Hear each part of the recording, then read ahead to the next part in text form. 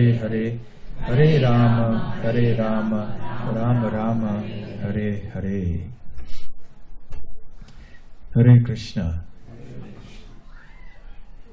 So welcome to this evening's discussion. I was requested to speak on the prayers of Queen Kunti, and I'm sure you've all either read these prayers, recited them, or at the very least I'm sure you've heard about them. These are amongst the more famous prayers of the Srimad Bhagavatam. The 10th canto of the Srimad Bhagavatam has many famous prayers, celebrated prayers, which are joyously sung by devotees in Vrindavan. Can you mention some of the famous prayers of the 10th canto of the Srimad Bhagavatam? Gopi Geet. Any others? Venu Geet, the song of the flute, the 21st chapter. And there are many other Geet or Gitas like this. We know of the Bhagavad Gita, the song of God. We also know the Uddhava Gita in the 11th canto. So there are many such beautiful songs and prayers all through the devotional literature. And especially the Srimad Bhagavatam is full of such prayers which are chanted by exalted devotees of the Lord. And it is one of the regulative principles of devotional service that we should recite these prayers. Sri Chaitanya Mahaprabhu in his teachings to Sanatana Goswami has mentioned 64 items of sadhana bhakti, devotional service performed in practice. Undoubtedly, chanting the holy names of the Lord is the chief amongst all of them. However, there are many others also which have been mentioned by Sri Chaitanya Mahaprabhu, and he wouldn't have mentioned these if they were not important. Mahaprabhu's idea is that we should develop overall devotion to the Supreme Lord. We should understand the whole devotional heritage and the culture which we are fortunate enough to inherit, so to speak. And we will be able to appreciate it more. We will be able to relish it more. The chanting of the holy names will become even more relishable when we perform the other limbs of devotional service. And especially because it is not easy to have very staunch faith in the chanting of the holy names. It is not easy to just all day sit and chant the holy names. These supportive activities are also very important. And what is more, each of these activities also has their own particular charm, their own taste. And different devotees, according to their particular proclivities or their inclinations or their taste in Krishna consciousness, they may prefer different things. So we see that in our community of devotees. Apart from chanting the holy names, which everybody does in the devotee community, there are some who have a special taste for deity worship. They love doing that. There are some who like to study the scripture. There are others who like to do various other types of services. So Mahaprabhu of course understood that, and Srila Prabhupada has also given us this very complete, wholesome diet, spiritual diet, a comprehensive range of activities which helps us to understand what devotion to Krishna is all about. The purpose of chanting the holy name is to chant the holy name, yes, and also to eventually get love of Godhead. And what happens when we get love of Godhead? We do so many things. All the things that are done by a devotee in the stage of practice are also done by a perfected devotee. And one of these is the offering of prayers to the Supreme Lord. So we learn from these prayers. Not only are our scriptures full of such prayers, but exalted devotees compose new prayers because they have heard and assimilated all the other prayers, and because of their own realization and devotion, they also bring out further poetry and song in glorification of Krishna. Amongst the 64 elements of sadhana bhakti, one is called Vijñaptihi, which means offering prayers to Krishna. There are different types of prayers which Rupa Goswami mentions there. And the next one is called Stavapatha, reciting notable prayers. So one injunction is that we should recite prayers, and the second injunction is we should recite notable prayers.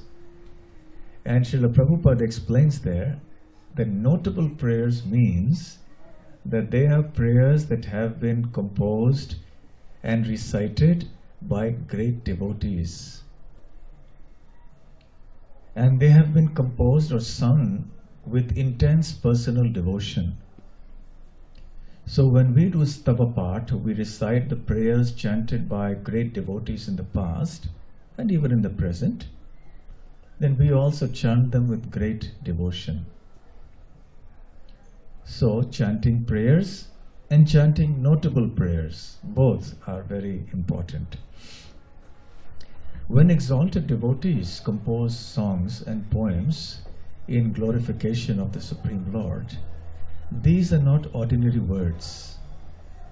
Yeah, I'm sorry, I'll have to request some of you to please move forward a little bit again.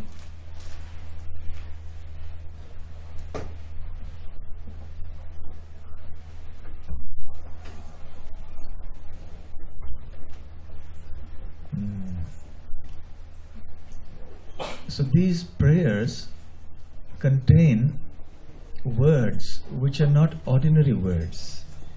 They are transcendental sound vibration, and they embody the deepest and most esoteric philosophical and theological truths.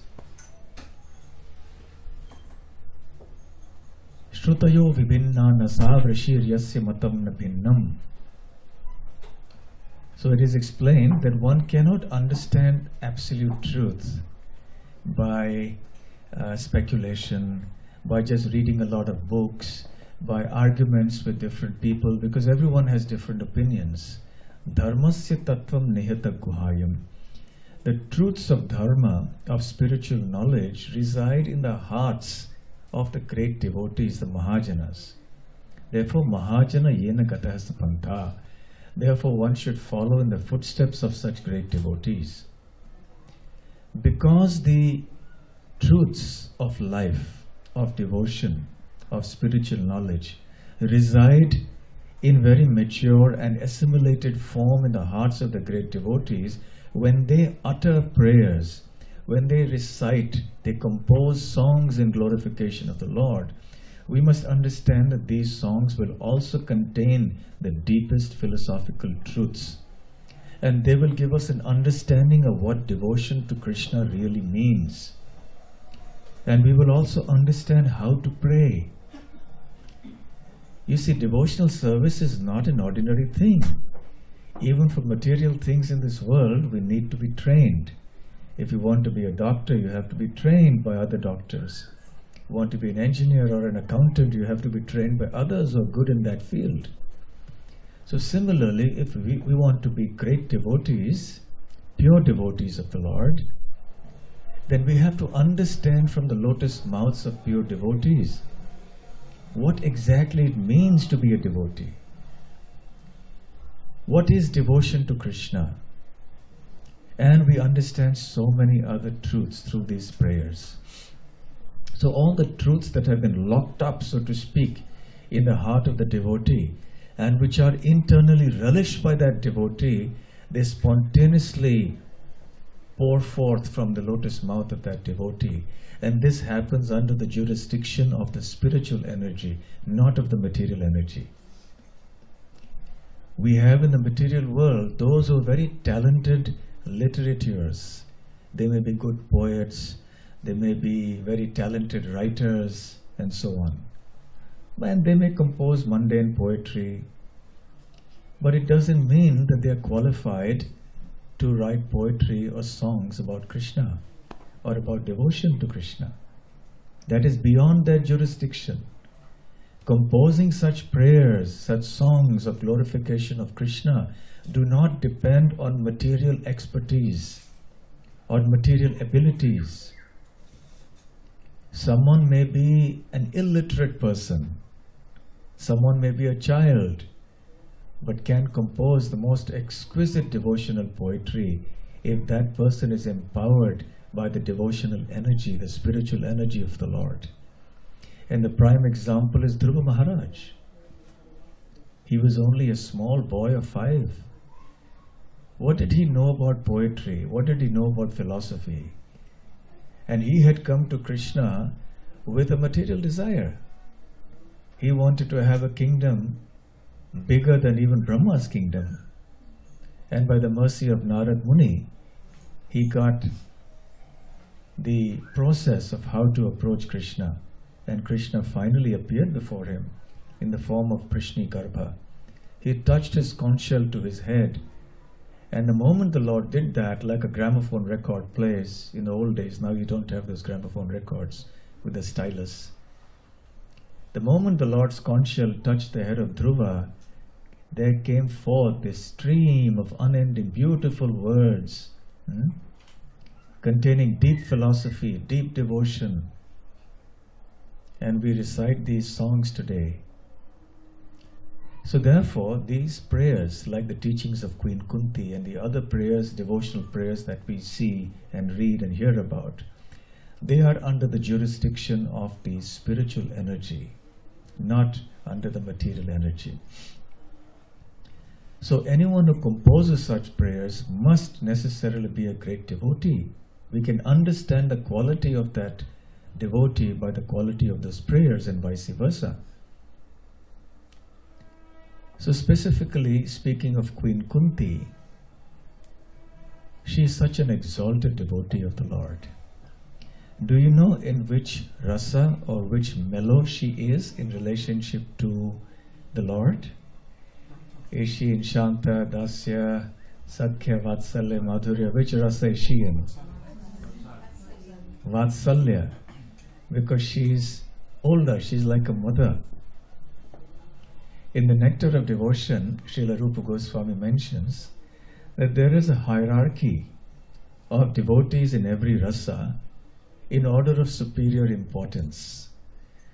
So also in the Vatsalya ras, there is Yashoda, Mother Yashoda, who is considered the topmost in the Vatsalya ras. She is number 1. There can be no greater devotee in the Vatsalya ras than Mother Yashoda. No one's devotion in the mood of a parent towards Krishna can be more exalted than that of Mother Yashoda in Vrindavan. Second is Nanda Maharaj. Third is Mother Rohini, the mother of Balaram. The fourth are the elderly gopis of Vraj, whose sons were kidnapped by Brahma and placed in a cave. The fifth is Devaki. The sixth are the other 15 queens of Vasudeva, the father of Krishna. The seventh is Mother Kunti, Queen Kunti. Eighth is Vasudeva, the father of Krishna in Mathura and Dwarka. And ninth is Sandipani Muni, the guru or the teacher of Krishna. So this is the hierarchy. So Kunti Maharani stands at number 7, but we shouldn't think, oh, she's only number 7. That number 7 is way over there. You can hardly see. This is the top 7 in the entire creation, remember. We're not just talking of London or England or even this earth planet. We're talking of the entire creation, material, spiritual, everything. She's at number 7. So naturally her devotion is something that is very, very exalted. Now you see, it's not possible for ordinary living entities to participate intimately in the Lord's pastimes, and neither to have intimate connection with Him or to have relationships that are very close to Him like a family member. They have to be associates of the Lord. So Kunti Maharani is also an eternal associate of Lord Krishna. But when they appear in this world, there is a certain genealogy, a certain birth, and they have parents and so on and so forth. So it helps to understand a little bit about Kunti Maharani before we speak about her teachings. But a short disclaimer before that it is really not possible to speak and discuss the entire prayers of Queen Kunti in this one session. It's just not possible. So I will not actually be discussing each of the verses of the prayers of Queen Kunti, but I'd rather like to give a background and then speak a little bit about Kunti Maharani, speak a little bit about how much importance Srila Prabhupada gave to these prayers, and then we'll chant these verses ourselves along with the translation. Yes? Sorry? It's possible everyone can move forward a bit. Okay, so move forward. Yourself. Sorry? Not yourself, but everyone else. Yeah, but it's better I also move back. We have more time. Okay? All right, so if you can please move forward.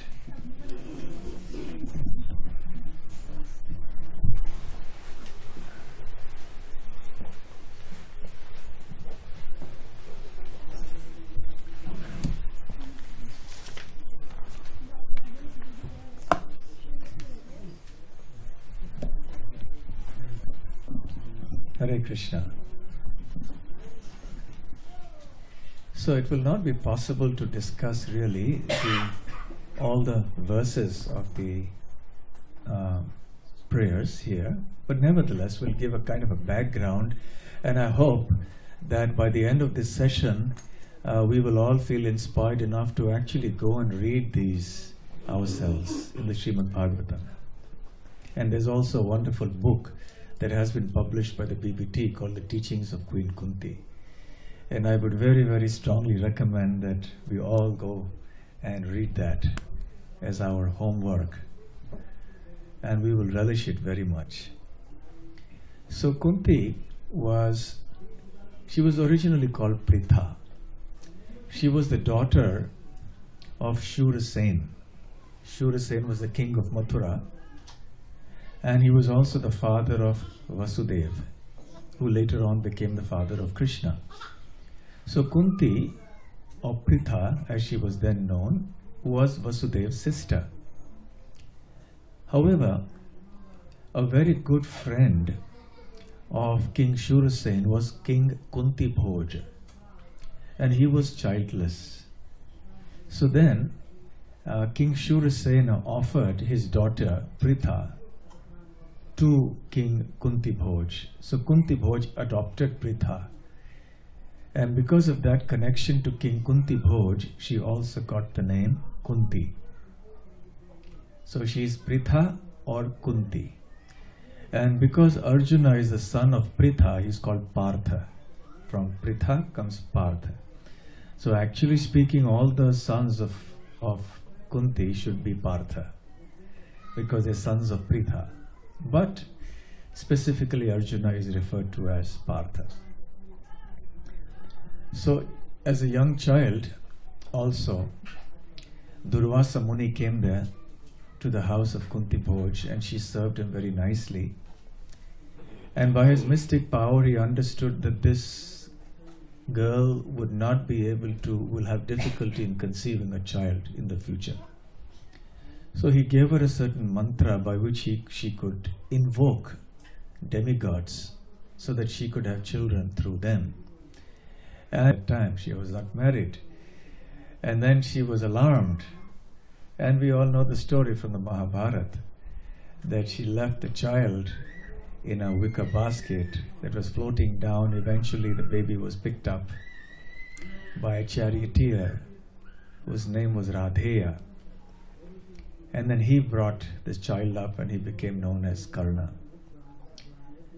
Then later she was married to Pandu, the brother of Dhritarashtra.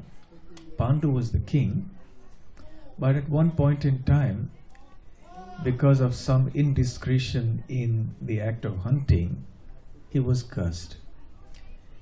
Thinking that he was hunting animals, he killed a sage couple and they cursed him. So because of that curse, that he would not be able to bear a child, and in fact if he did attempt to do that, then he would be killed on the spot, he gave up the throne. Actually he was younger to Dhritarashtra, but because Dhritarashtra was blind, so therefore he was disqualified from sitting on the throne. So the second in line was Pandu. But when Pandu was cursed in this way, he also quit and he went into the forest. And at this time he was married to Kunti as well as to another queen whose name was Madri. So they lived there. Meanwhile, Dhritarashtra occupied the throne, but he was a custodian, he was a guardian of the throne. He was not really supposed to be the king. And in the meanwhile, through Gandhari, he had 100 sons, one daughter. And Duryodhana, of course, made all sorts of schemes to sit on the throne himself later on. In the forest, Pandu was desirous of having children, but he knew that he would not be able to father any children. So he knew about the mantra, or Kunti told him about this whole episode. And he urged her to chant the mantras and get sons who would be children of the demigods. And he said, first I want a very virtuous son. So she approached Dharma. And then a voice in the sky said, he should be known as Yudhishthir, he will be very virtuous. After some time, he said, I want a son who will be very, very strong. So then she invoked Vayu, the wind god, who has exceptional power. And Bhima was born. And another year later, he said, now I want someone who will be expert in warfare. So please approach Indra. And then Arjuna was born. And being very kind to her co-wife, she gave her the mantra, and the two Ashwini Kumaras came as Nakul and Sahadev. So there were 5 sons, and together, because they were sons of Pandu, he was a foster father, they became known as Pandavas. And because he did attempt to have a child on his own, he died on the spot, and Madri also entered the fire. So Kunti Maharani was left with these 5 sons in the forest. So starting from that point on, the point where she had to leave the kingdom, she was the queen, but she had to leave the kingdom and come into the forest and live there, as even though she was a princess and she was the queen. That itself must have been a great tribulation. And then, having come there, she lost her husband. And now she was left with these 5 boys. She had to bring them up. And the sages in the forest at that time went back to Dhritarashtra and handed over Kunti along with the 5 young boys to Dhritarashtra and said, please look after them. And Dhritarashtra did look after them, but not so with his sons. Duryodhana in particular, the eldest, was extremely envious of these boys, the Pandavas, because the Pandavas exhibited such qualities that would strike everybody with wonder. They had all the auspicious qualities. They also had all the material abilities in greater quantity than the Kauravas did, in terms of strength, in terms of skill in warfare, in terms of being virtuous and pious, in terms of learning and intelligence. In every respect, the Pandavas were superior. So this made Duryodhana and the other Kauravas envious, enormously envious. And they repeatedly tried to kill the Pandavas in many ways. They hatched many conspiracies, many plots, and each time somehow or the other, by the mercy of Krishna and with the help of well-wishers like Vidura or Yuyutsu, they were saved. Kunti Maharani had to go through all of this. She was seeing and she was actually understanding how the cousins of her sons were absolutely bent upon killing her sons, but she could not do anything about it. So she had to tolerate this enormous anxiety. On one occasion, Duryodhana poisoned Bhima and then pushed him into the river, but he still came out strong. These are all wonderful narrations from the Mahabharata. On another occasion, on the pretext of sending them on a vacation, Duryodhana sent them to another place and had a house of lac built, and then he burnt that down. But fortunately, already the Pandavas knew of that conspiracy, so they escaped. They came back. And even then, Duryodhana would not give the kingdom to the Pandavas, to Yudhishthir. This led to so many problems later. And eventually there was a gambling match which Yudhishthir Maharaj lost because of the cheating of Shakuni, and Kunti Maharani had to bear all of that again, including the humiliation that her daughter-in-law Draupadi had to endure in the open assembly. So what she went through, we cannot even imagine. The kind of humiliation, the kind of anxiety, the kind of pain that Kunti Maharani had to go through. And this was not the end of it. Then they were exiled in the forest for 13 years. And a queen with her 5 sons now has to live in the forest. They had to encounter many rakshasas and demons, many hardships in the forest. And then there were differences of opinion amongst the sons, and sometimes they would blame Yudhishthir Maharaj for being the cause of their misery. Sometimes Draupadi would also blame him. And she was there in the midst of it all. And being Kshatriyas, they would get angry, and Kunti had to make peace amongst them sometimes. So her life was a life of enormous sacrifice.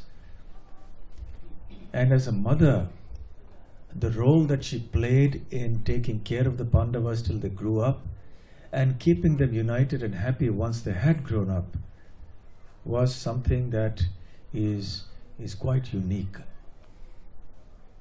Eventually, of course, the Battle of Kuruksetra happened. Millions of soldiers died.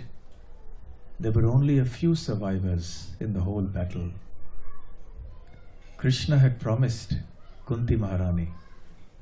This is stated by Rupa Goswami in the Nectar of Devotion. Because Kunti Maharani beseeched him, Krishna, please, I beg of you, ensure that my sons come back alive. And Krishna gave her his word. He said, I promise you, your 5 sons will come back alive at the end of the battle. And when they actually did come back alive at the end of the battle, Kunti prayed to him. And she said, one day the sun rays may become cool. One day the moon rays may become hot. But Krishna, you will never fail in your promise. And therefore Rupa Goswami says, Krishna is known as Satyavakya, one who never breaks his word. Kunti Maharani had always been thinking of Krishna. She was a devotee right from the beginning. And she knew of all the pastimes of Krishna in Vrindavan. In one of the verses in the prayers of Queen Kunti, she speaks about the pastime of Mother Yashoda binding Krishna to the grinding mortar. How did she know about it? She had heard all these pastimes from the beginning. even when Krishna was in Vrindavan and Mathura, he also knew about Kunti Maharani and about his cousins, the Pandavas. There is an incident in the Srimad Bhagavatam when Krishna in Mathura calls his uncle Akrura and says, "My dear uncle, I'm very concerned about the welfare of my cousins, the Pandavas, and their mother, my aunt Kunti. Please go to Hastinapur and see how they are faring. Please look into their welfare. And I understand that there is a lot of persecution going on, and that my other cousins, the Kauravas, are harassing them like anything. So please try to make peace. Please try to ensure that my cousins and their aunt are protected in all respects." So Akrura went there and stayed for a couple of months in Hastinapur. When Kunti met with Akrura one time, and this is also mentioned in the Nectar of Devotion, she said, "Akrura, you have come from Mathura, so that his aunt Kunti is sitting in the midst of enemies. And tell him that she is asking him about when she will be able to see his lotus face once again." So even in Hastinapur, as Krishna had moved out of Vrindavan into Mathura, Kunti Maharani was still meditating on Krishna, and she was always eager to see his lotus face at any time. So her devotional qualities have been mentioned in the Mahabharata and in the Srimad Bhagavatam right from the beginning.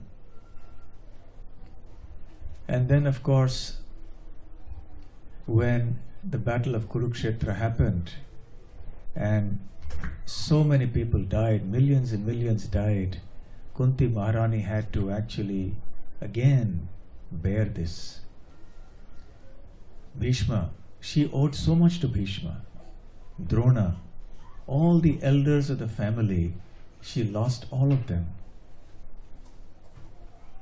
And then she had to see that for her son to sit on the throne, such enormous violence was required. So her heart was bursting with grief. How many people survived the Battle of Kuruksetra? Anyone knows from the side of the Pandavas? Who were the survivors? The 5 Pandavas that I already mentioned. Apart from the 5 Pandavas, who else survived the war of Kuruksetra from the side of the Pandavas? No, those who participated in the battle. Yes. Krishna, of course, yes. Krishna, yes. Who else? Satyaki, excellent. And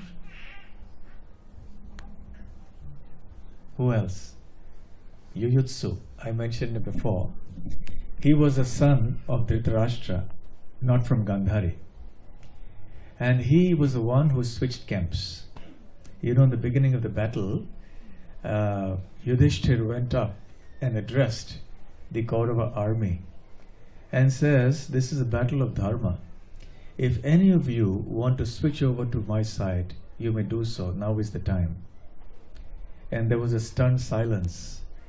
And then the only one who actually stood up and coolly, calmly walked across was Yuyutsu, the half-brother of Yudhishthir, the half-brother of Duryodhana. So he switched sides at the beginning because he felt he didn't want to fight with on the side of Duryodhana.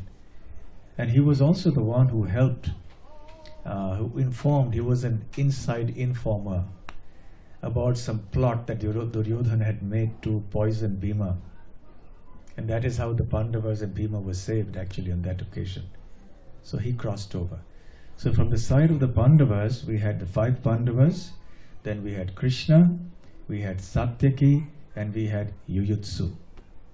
These were the survivors on the Pandavas side. 8. How many survivors on the Kaurava side? Anyone?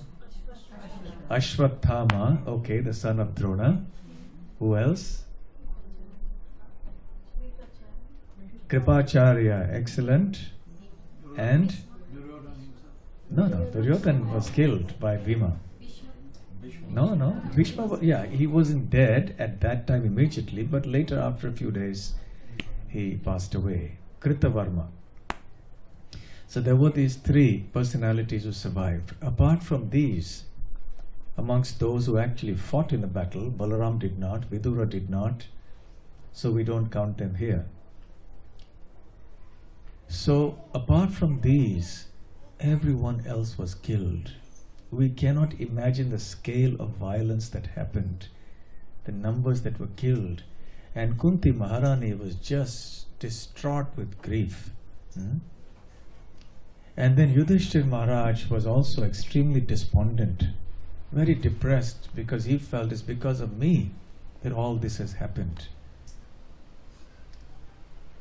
And eventually, of course, time passed, and the time came to leave home. Dhritarashtra, at the behest of Vidura, left home, finally, along with Gandhari, and Kunti Maharani also accompanied them. And that was their last few days or months on this planet. So Kunti Maharani had to go through so much. These prayers are therefore also heart-rending, because they portray the kind of life that she went through, the kind of calamity she had to see, the distresses and agony she had to undergo, and above all, it displays her super exalted devotional quality.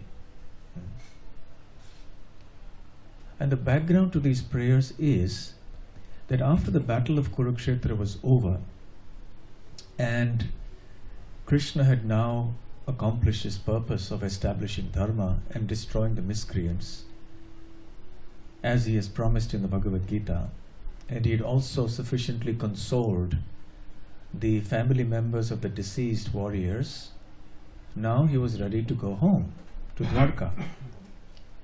He had already established Dharmaraj Yudhishthir, the paragon of virtue and dharma, on the throne of Hastinapur as the emperor of the world. And now he was ready to go. Before that, what had happened, the final blows on Kunti Maharani's consciousness. Ashwatthama, one of the three remaining survivors of the Kaurava army, he killed the 5 sleeping sons of Draupadi even as they were in their tent at night. A very cowardly, adharmic thing to do. Naturally, this broke Draupadi's heart, Kunti Maharani's heart also. Her grandson's gone. Somehow or the other, by an act of stupendous compassion, Draupadi forgave Ashwatthama and he wasn't killed. But then again, Ashwatthama, even though he was forgiven and sent away, he made another attempt, and this time on the last and only descendant of the Pandavas, that is Abhimanyu's son, who was still in the womb of Abhimanyu's wife, Uttara, and that was Parikshit in the womb. And Ashwatthama released the Brahmastra weapon, and Uttara, sensing that this fearsome weapon was coming towards her to kill her womb, she ran to Krishna and begged for protection.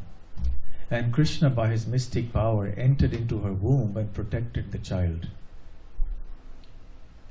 And somehow or the other, he was saved.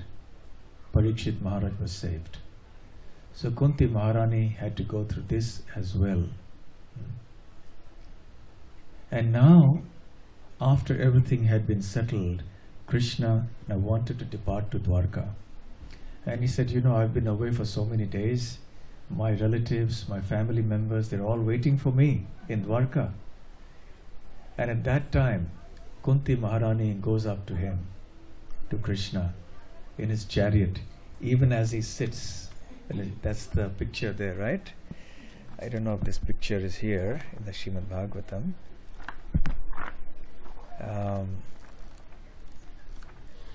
And she goes up to him and prays to him, please do not leave. This is the picture. Yes? Kunti Maharani approaching Krishna as Krishna is about to leave, sitting on the chariot. And she tells him, please don't leave. You know, it's only because of you that we have somehow or the other survived. So now when we are just about surmounted these difficulties, at this time you just want to leave us and go.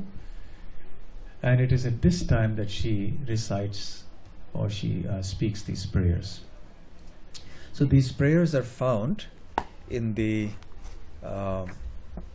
first canto of the Srimad Bhagavatam, chapter 8, texts 18 to 43. 26 verses altogether.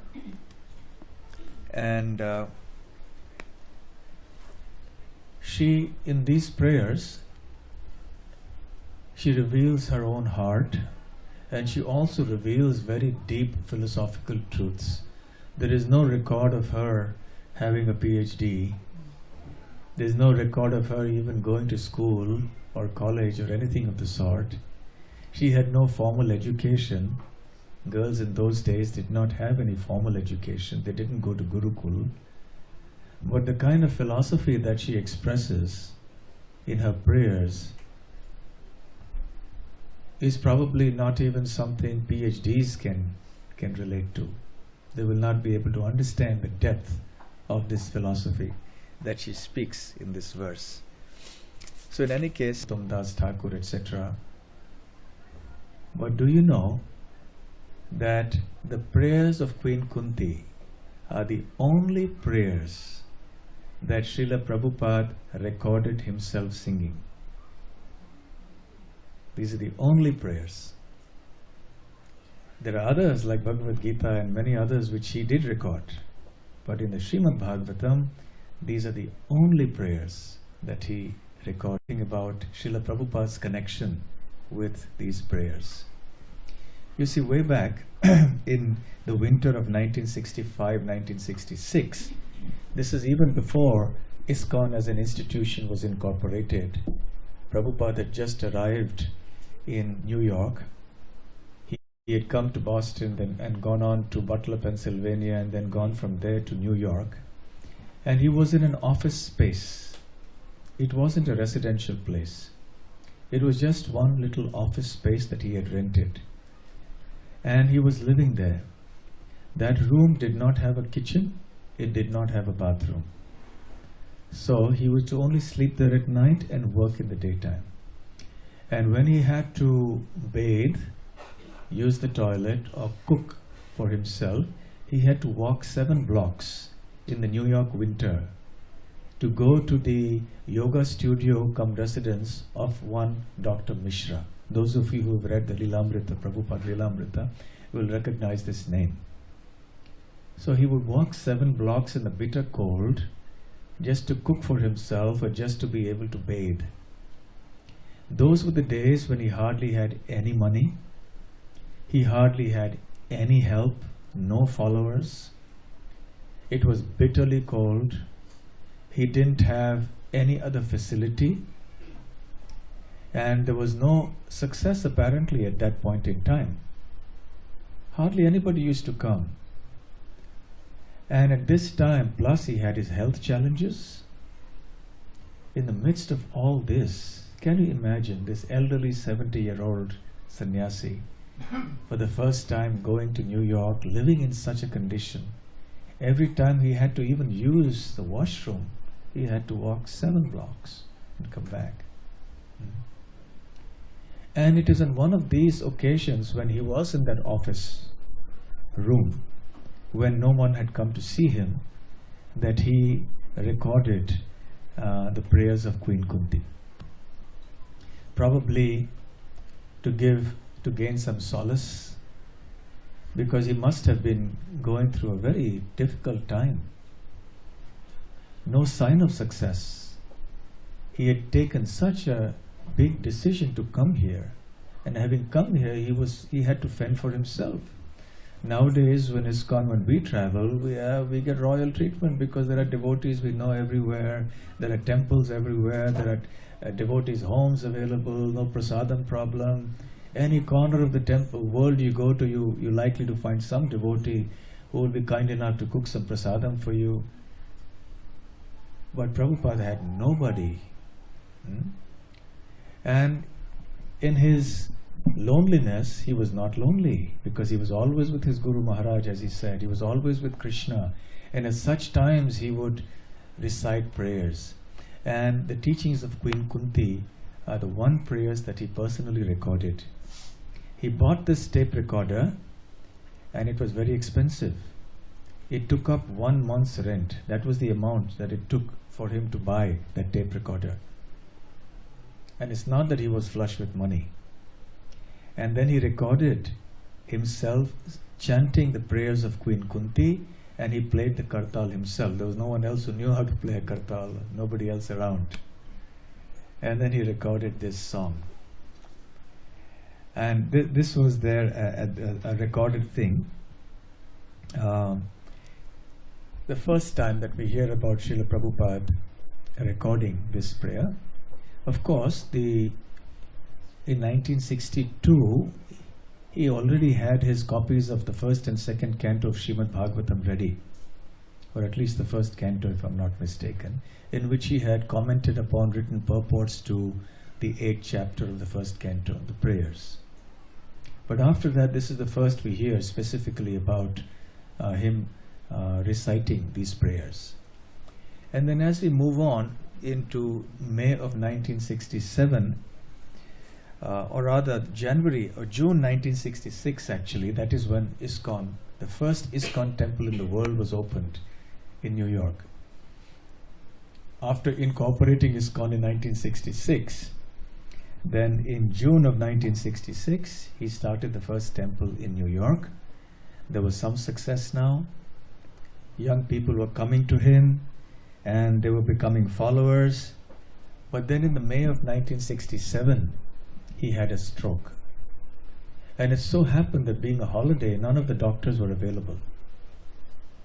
And so there were a few devotees, those who were just about to become devotees, and they were not doctors either. So they tried to massage his body. There was only 1 or 2 around. And at that time he made 3 requests. Brahmananda Prabhu narrates this, that he made 3 requests. One was that the picture of Lord Narasimha Dev be brought and kept in front of him, because he was in a very perilous situation in terms of his health. The second thing he said was, he asked the devotees, whatever few devotees were there, that they should chant the Narasimha prayers and the Hare Krishna Mahamantra for his physical protection. And the third thing he did was to ask Brahmananda Prabhu to recite the prayers of Queen Kunti, to read these prayers.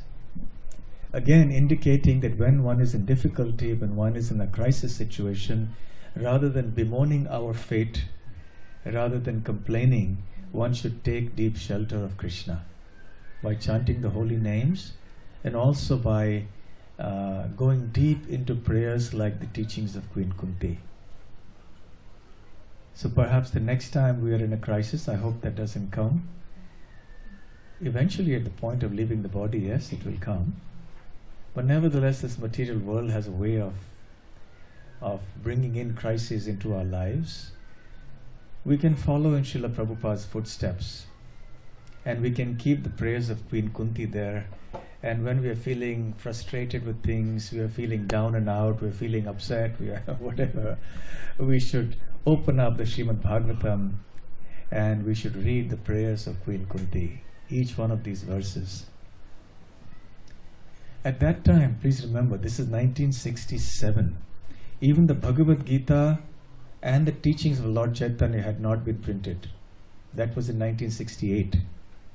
So at this time in 1967, Srila Prabhupada only had the original Srimad Bhagavatams that he brought with him from India, from Vrindavan. It was only next year that the printing actually happened there in America. So Brahmananda Prabhu says he had to read from Prabhupada's original book, and not being familiar with many of the words, he didn't recite it properly. But Srila Prabhupada didn't say anything. And Brahmananda Prabhu recited the entire prayers, and Prabhupada used to close his eyes and relish every word, every line of those prayers.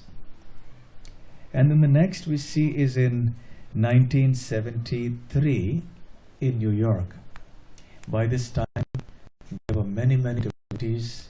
ISKCON was flourishing as an institution, growing worldwide. And this time he spoke in New York every morning on the prayers of Queen Kunti. And that was the first time a video recording was made of him giving a talk there, I think, with a video recorder. And then after that he left for Los Angeles. And he continued speaking on the prayers of Queen Kunti in Los Angeles. That was also in 1973, just very shortly after leaving from New York. And those lectures are momentous, very memorable lectures.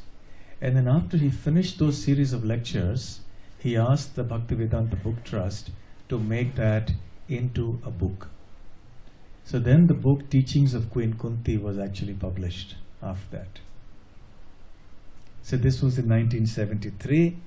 And finally in 1974, this was in Vrindavan, 2 days after Janmashtami, the one day after his appearance day, he fell seriously sick again. He had a high fever. And nobody was able to diagnose what the disease was. It wasn't malaria because he didn't have chills. Many others had malaria in Vrindavan because of the mosquitoes. But this was not malaria. And the fever would not come down. The devotees brought Ayurvedic doctors from Vrindavan and around. They brought allopathic doctors from Delhi. But still there was no relief. And the devotees were getting really worried.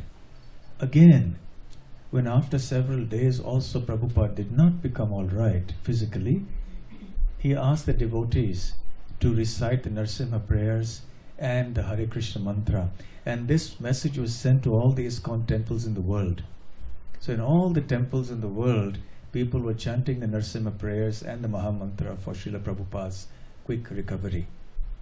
And at that time, again, Srila Prabhupada called Brahmananda Prabhu and said, as he was lying down in his bed, very feverish and sick and weak, please recite the prayers of Queen Kunti. And then this time there was a BBT edition of the Srimad Bhagavatam.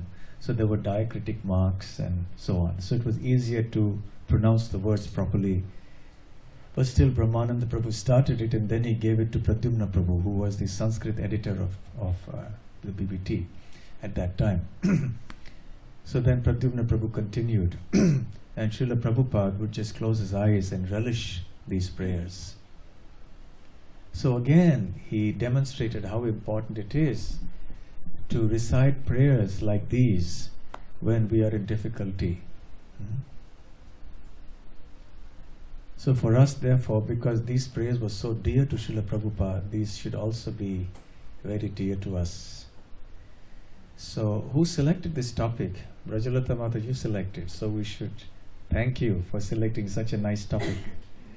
Something that is so dear to Srila Prabhupada. But of course, as I said, we don't have time to go through each of these verses and discuss them. That will require several sessions. What we can do though is we can recite these verses and the translation. So there are 26 verses. So we'll recite each verse, then I'll read the translation and the next verse and so on. Okay? What is the time please now? 8:05. Okay. Do you have another 20 minutes? It'll take us that much time at least, I think, to recite the verses. So when we recite, please remember the transcendentalists and mental speculators who are purified by being able to discriminate between matter and spirit. How then can we women know you perfectly? Krishnaya Vasudevaya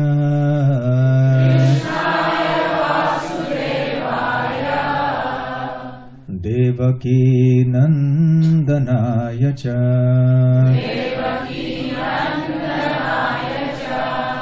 Nanda Gopakumaraya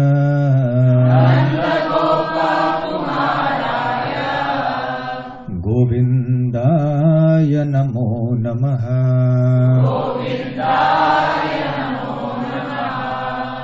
Let me therefore offer my respectful obeisances unto the Lord, who has become the son of Vasudeva, the pleasure of Devaki, the boy of Nanda, and the other cowherd men of Vrindavan, and the enlivener of the cows and the senses. Namaha Pankajanabhaya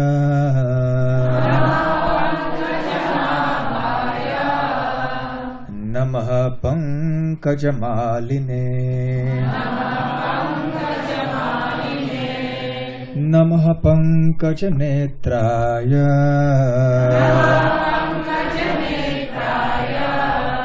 Namaste Pankajanggraye. My respectful obeisances are unto you, O Lord, whose abdomen is marked with a depression like a lotus flower, who are always decorated with garlands of lotus flowers, whose glance is as cool as the lotus, and whose feet are engraved with lotuses.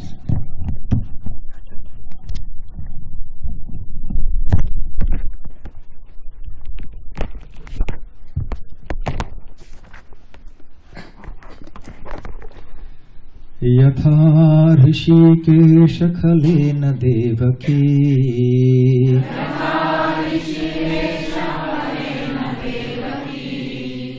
Kamsena Ruddhati Chiram Shucharpita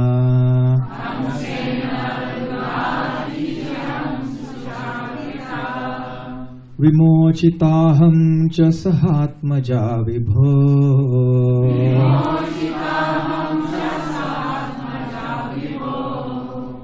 Tvayaiva nathena muhur vipadganat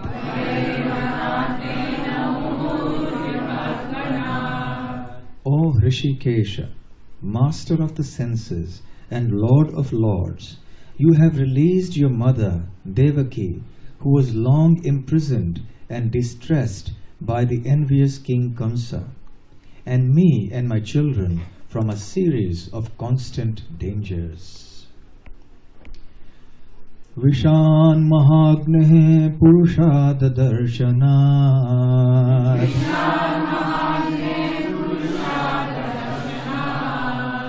Asat Sabhaya Vanavasa Krichrataha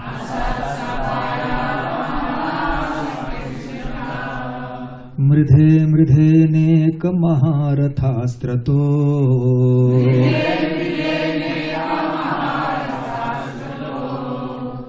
Draunyastratascha Hare Bhirakshitaha.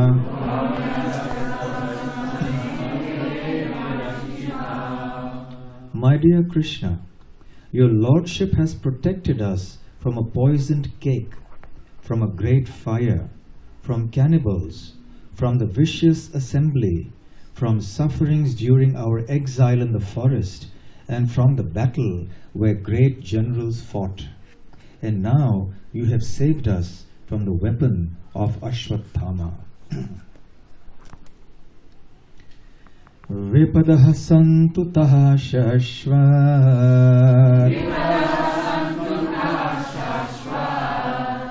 Tatra tatra jagadguru Bhavato darshanam yatsya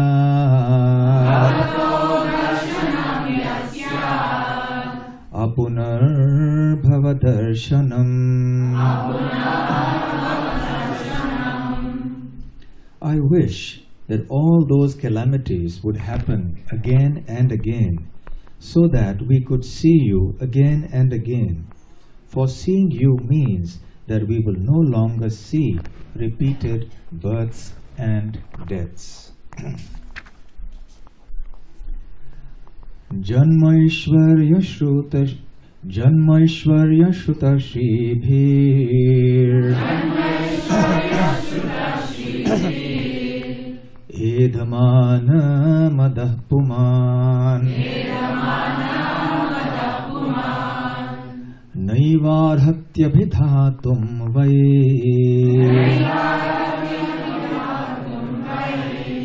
Tvamakinchana Gocharam. My Lord, your Lordship can easily be approached only by those who are materially exhausted. One who is on the path of material progress, trying to improve himself with respectable parentage, great opulence, high education, and bodily beauty, cannot approach you with sincere feeling. Namo kinchana vittaya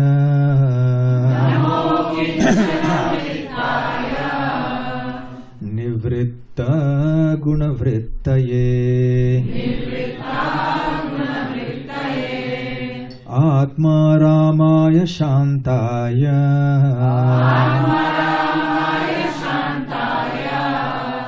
Kaivalya Pataye Namaha.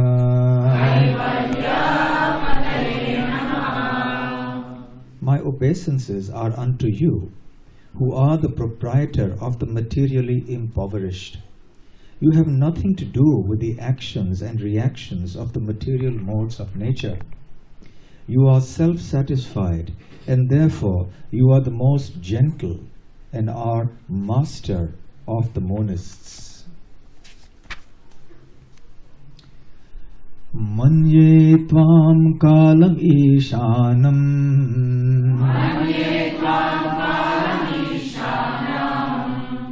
Anadi nidhanam vibhum Samam charantam sarvatra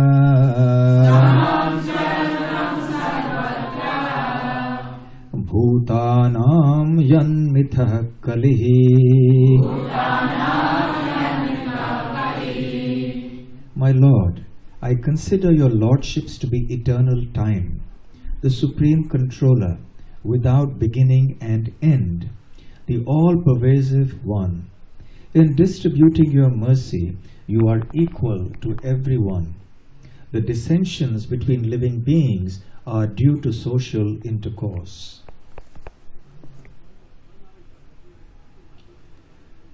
Naved kaschit bhagavam chikirshitam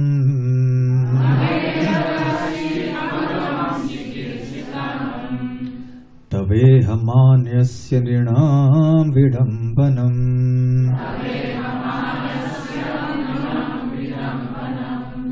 Nayasya kaschit daitosti karhichet Dveshyascha yasmin vishama matirnam.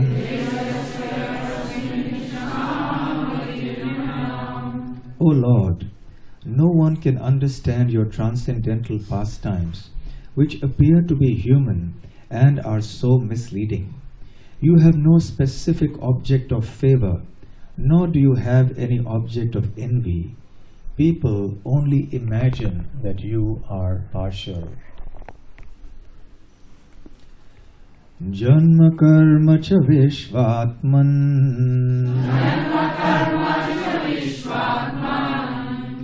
Ajasya karturatmanaha Tiryanri shishuyadasu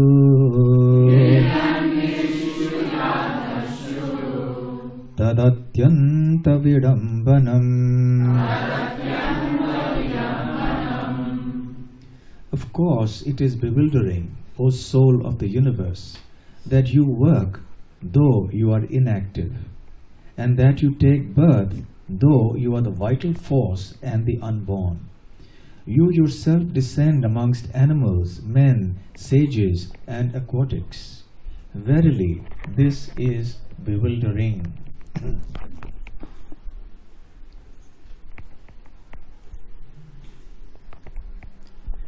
Gopyadade tvai kritagasidam tavad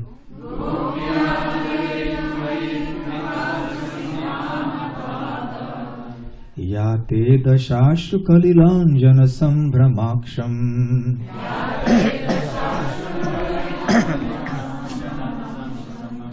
Vaktram niniya bhaya bhavanaya sthitasya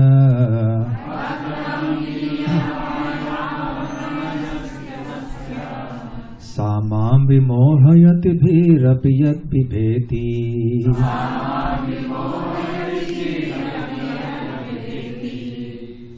My dear Krishna, Yashoda took up a rope to bind you when you committed an offense, and your perturbed eyes over-flooded with tears, which washed the mascara from your eyes, and you were afraid, though fear personified is afraid of you. This sight is bewildering to me. Kechidahurajam jatam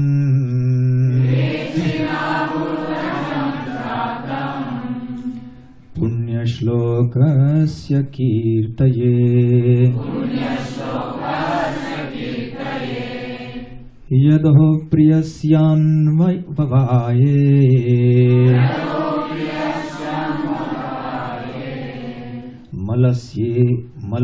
Malayasyeva chandanam Some say that the unborn is born for the glorification of pious kings, and others say that he is born to please King Yadu, one of your dearest devotees. You appear in his family as sandalwood appears in the Malaya hills. Apare vasudevasya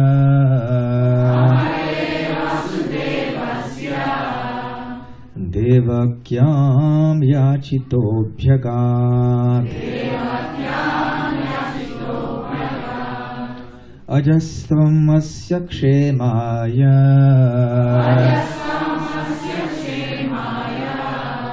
Vadhaya cha suradvisham Others say that since both Vasudeva and Devaki prayed for you, you have taken your birth as their son. Undoubtedly you are unborn, yet you take your birth for their welfare, and to kill those who are envious of the demigods.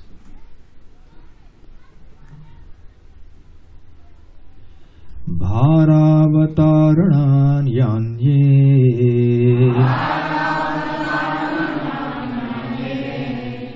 Bhunava ivo dadhau Sidantya bhuri bharena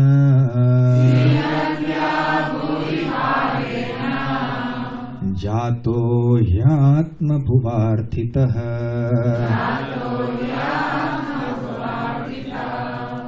Others say that the world, being overloaded like a boat at sea, is much aggrieved, and that Brahma, who is your son, prayed for you, and so you have appeared to diminish the trouble.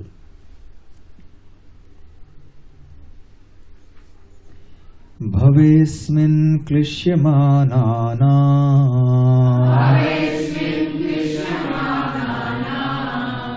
avidya kama karmabhi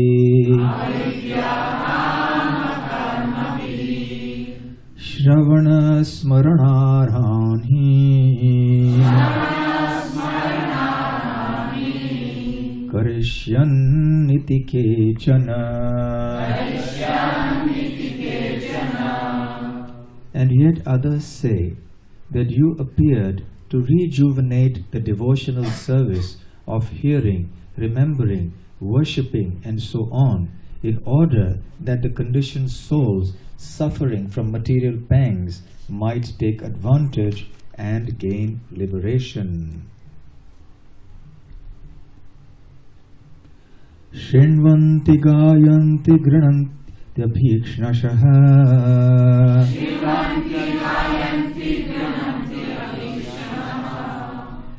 Smaranti nandanti tavehitam janaha Ta eva pashyantya chirena tavakam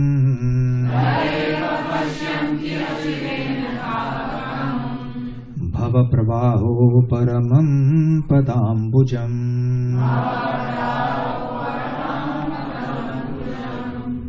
O Krishna, those who continuously hear, chant and repeat your transcendental qualities, or take pleasure in others doing so, certainly see your lotus feet, which alone can stop the repetition of birth and death.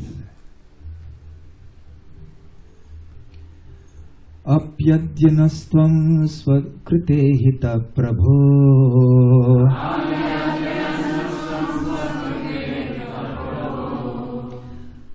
Jihasasi svit suhrido no jivinaha Yesham na chanyat bhavatah padambujat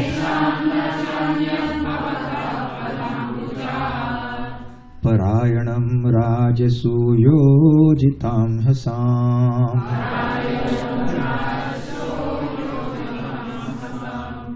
O my Lord, you have executed all duties yourself. Are you leaving us today, though we are completely dependent on your mercy and have no one else to protect us, now when all the kings are at enmity with us?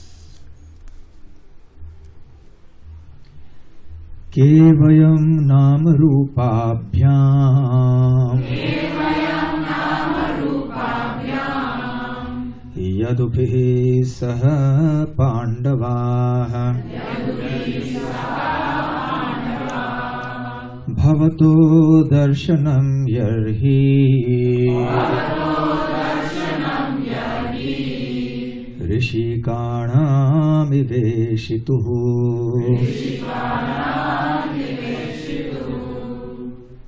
As the name and fame of a particular body is finished with the disappearance of the living spirit, similarly, if you do not look upon us, all our fame and activities, along with the Pandavas and Yadus, will end at once. Neyam shobhishyate tatra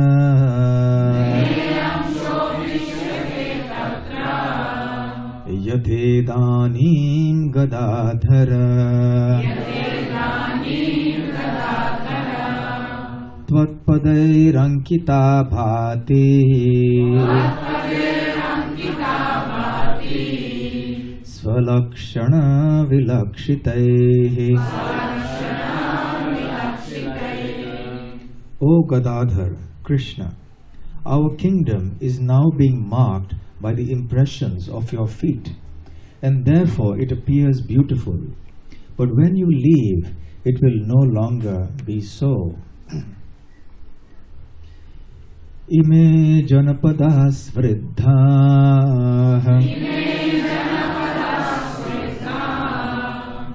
supakvaushadhi virudha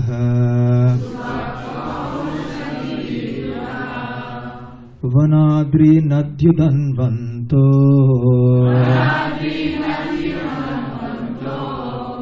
Hedante tava vikshitaihi. All these cities and villages are flourishing in all respects because the herbs and grains are in abundance. The trees are full of fruits, the rivers are flowing, the hills are full of minerals, and the oceans full of wealth. and this is all due to your glancing over them.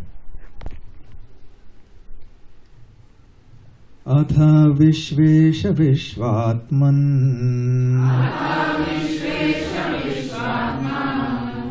Vishvamurte Svakeshu Me Sneha Pasham Imam Chindhi Dridham Pandushu Vrishnishu. O Lord of the universe, Soul of the universe, O Personality of the form of the universe, please therefore sever my tie of affection for my kinsmen, the Pandavas and the Vrishnis. Tvai me nanya vishaya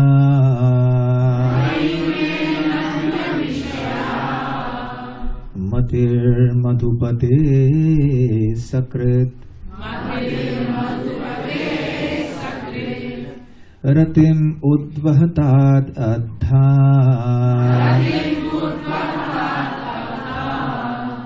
Gange vogham udanvati. O Lord of Madhu, as the Ganges forever flows to the sea without hindrance, let my attraction be constantly drawn unto you without being diverted to anyone else.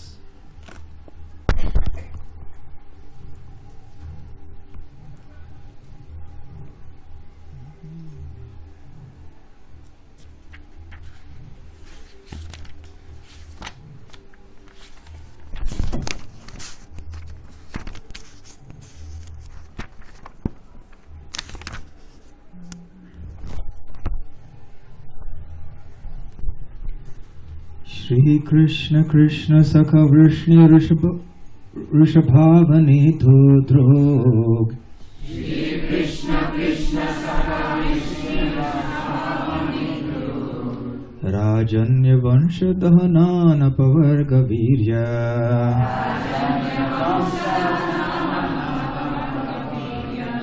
Govinda Godvija Shusurarti Haravatara.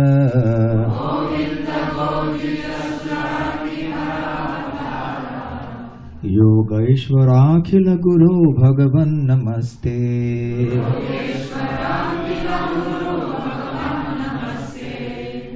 O Krishna, O friend of Arjuna, O chief among the descendants of Vrishni, you are the destroyer of those political parties which are disturbing elements on this earth. Your prowess never deteriorates.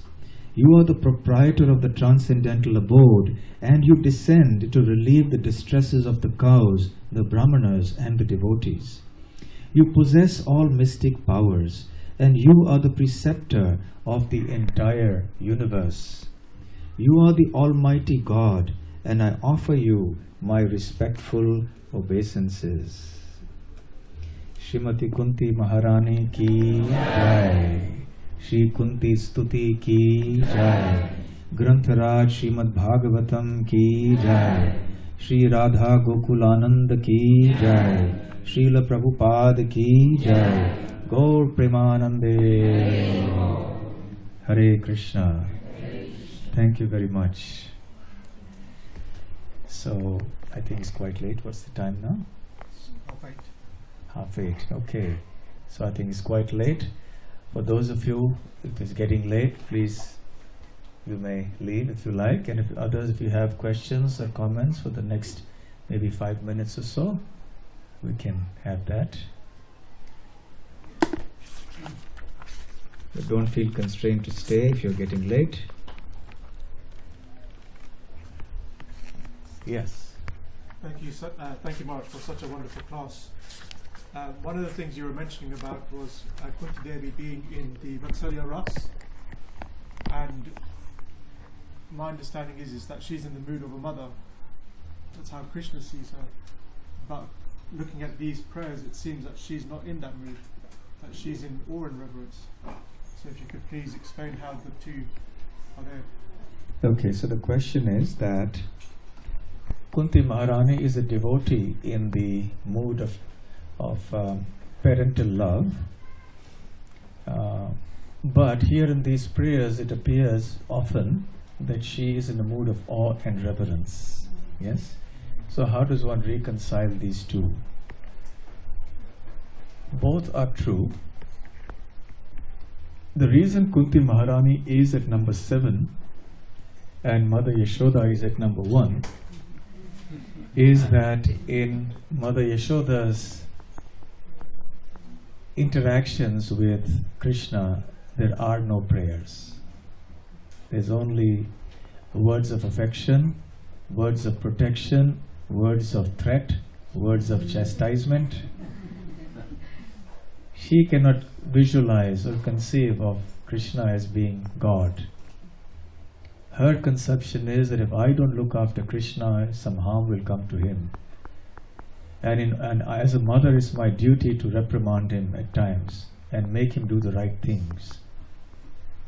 So there is no trace of awe and reverence in the paternal or maternal affection of Mother Yashoda.